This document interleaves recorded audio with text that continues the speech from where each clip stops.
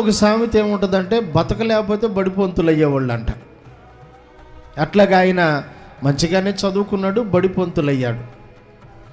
ఈ బడిపొంతులు గారికి మరి ఎట్టా అబ్బిందో తెలియదు కానీ చర్చికి వెళ్ళే అలవాటు అబ్బింది.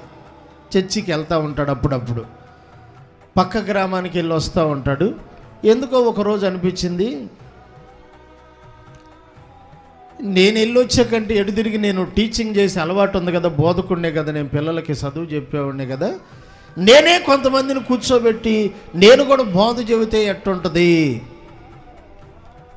అనుకొని ఈయన ఒక చిన్న సంఘాన్ని ఏర్పాటు చేసి వచ్చిన వాళ్ళకి దేవుని వాక్యాన్ని చెబుతున్నాడు. చదువుకున్నవాడు కనుక, బోధించే అలవాటు ఉన్నవాడు కనుక బైబిల్లో ఒక్కొక్క మాట చదువుతున్నాడు, ఈ మాటను గురించి ఆ పోటు చెప్పేస్తున్నాడు, అయిపోతుంది.